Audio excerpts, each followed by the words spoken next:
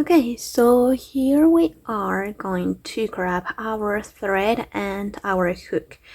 For this video, I decided to pair the suggested hook with the hook that I will going to use for this example. I have a video on how to pair yarn and a crochet hook depending on the kind of fiber and the kind of project that you want to create, but in this time I will just proceed to use the suggested yarn hook that suggests this kind of thread. So in order to start crocheting, you need to have a base. I usually call it chain. So you need to have certain amount of chains that are going to be your base on that you are going to start crocheting with. So in order to achieve that, you are going to make one loop like this one. This is a slipping knot because this is a knot, but if you pull from the both ends, it will disappear, as you can see. Once again, you have a knot in here, and then it will disappear if you pull from both sides. So how do you achieve that? This is my right and this is my left hand. I am right-handed, so here we go with the instructions. You are going to grab like both sides of the thread with one hand, in this case my right hand, and then I'm gonna twist like this. I'm gonna insert my index and my annular finger, my middle finger, in this like through my fingers, and then I'm gonna twist it like this. So with this my index and my thumb fingers from my right hand, I'm gonna grab it like steady, and then I'm gonna help myself with my annular and my middle finger. Like I'm just gonna like grab it like this, but don't pressure a lot, so it's easy when I insert my fingers like this. It's easier for the thread to slide in between my fingers. As you can see, it's sliding easily because I'm not applying too much pressure. So having said this, I'm gonna insert my fingers in here and make kind of a loop like this.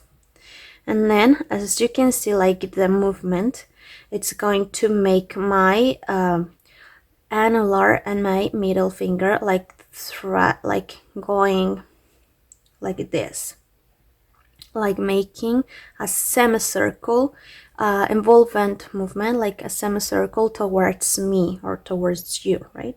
Like this. Grab with your fingers the yarn that you just slide into your fingers, and then you have to be sure that you never stop holding your index and your thumb finger, and then you're going to pull like this until you have this loop, and this is your slipping knot, because if you pull, it will disappear. So again, maybe a little bit faster this time. So here I have a loop, and then I'm gonna grab this and do it like that.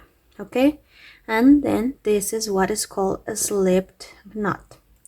And now I'm gonna insert my crochet hook in this loop, and then I'm gonna pull to adjust it so it's not very tight. Don't pull too much because you don't want it very tight.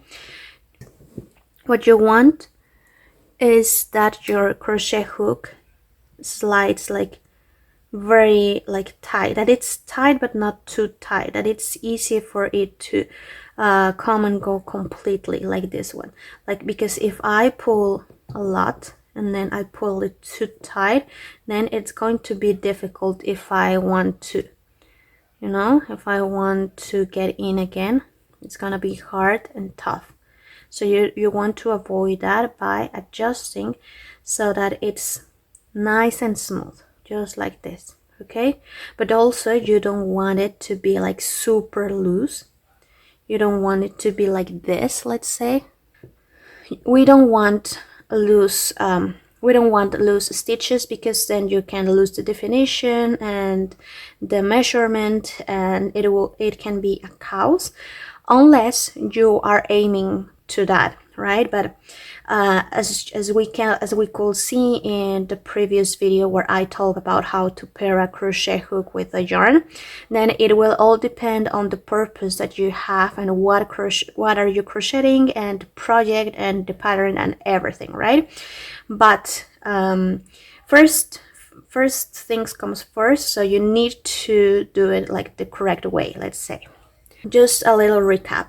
You don't want to pull this knot, this sliding knot, like too hard, so you don't want your crochet hook to be very tight, but at the same time you also don't want your loop to be very loose and your crochet hook to be just like swimming in there, right? You don't want to give it a lot of space, but also you don't want it to feel it tight. So it's going to be like in this, that it can go through smoothly, okay? Okay, now having this slip knot done, now it's time to start crocheting chains. And for this, you always want to verify that you are actually going to crochet with the thread that it's coming right from the ball yarn, like this one, or from the source of yarn that you are using, because sometimes I have sometimes the tail that I leave, it's like longer than this, and then I get confused, and then I get working with this ending, and of course this is not what you want. You want to avoid this, okay? You want to avoid this. Okay, so first make sure that you are actually going to work in the correct ending. Okay, and now you're going to make your first chain. So chain is this. This is a chain. This is a chain. Okay, but now let's get a little bit slowly, and then I'll give you some instructions. Now, so you don't want your work to be too loose, but also don't to be so tight. So you just want to have it like smoothly, right? And maybe the first time that you are going to try this, either you're going to do it very tight or you're going to do it very loose. And at this point, it doesn't matter as long as you remember the movement of your fingers, because tension will come within time. Once you have more practice and once you remember the movement, you're going to you will get better on your tension. So let's go.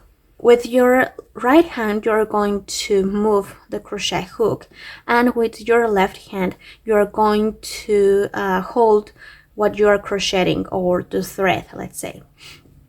And then I like to grab the starting point with my middle finger and my thumbnail, and my thumb finger from my left hand, like this, okay? And I help myself with my index finger to give a little bit tension, but not too much. So you just want to have your thread like with a little bit of tension, so it's easy for your crochet hook to find the yarn, right? You want to help the crochet hook to find the yarn easily, like this, okay? So once you remember the position of the hands, we are ready to start.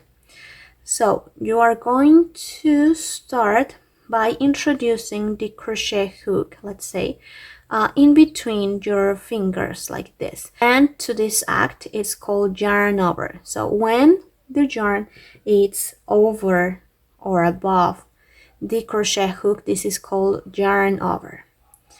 And now it's time to pull it through the loop like this. Okay, and this is your first chain. Congratulations. And then in here, notice that you can actually pull a little bit or tighten a little bit. So it's the same as we were saying before. You want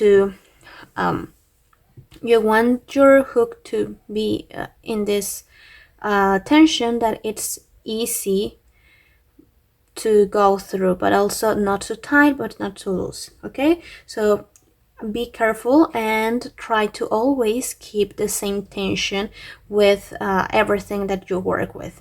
So having the same tension in here, so having the same tension when you help yourself with your index finger, and also the same tension when you finish your crochet hook, and don't try to pull too much. So the stitch that you create or the chain that you create, it's the same size than the previous one, and so on and so on. So let's do it again. So yarn over, and then you're going to pull through. Okay, and then yarn over, and then yarn over and pull through. Again, yarn over and pull through.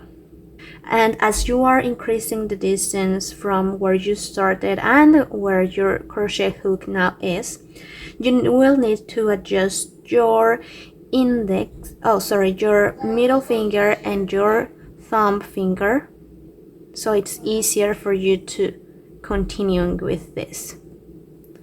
So again, you will maybe have to adjust every 2 or 3 chains like this, and continue. And every time that you make this, it counts like 1 chain. Okay, just like this. Now I'm gonna help myself with this stitch marker to introduce it here in the loop to count how many chains I've just made. Every time you see a loop like this is a chain, so it's very easy to differentiate them. So we're just going to count them. 1, 2, 3, 4, 5, 6, 7, 8, 9, 10, 11, 12, 13, and 14. Yeah? Can you count them yourself? So far in this lesson, you have already learned how to make 1 chain. And now you have to focus on 2 things. The first one is to remember the motion, which movements you have to follow with your right and with your left hand. And in the second place, you have to also focus on standardize your tension. Try to make your chains with the same tension. It doesn't matter if they are too tight or too loose, but try to always keep the same tension so you have a very even chain. And this is the foundation for every crochet project. In the next lesson, you are going to learn how to make 1 single crochet stitch, which is the most popular and most basic stitch you will need to learn to start almost any crochet project. So stay tuned, subscribe, and I'll see you next. Bye bye.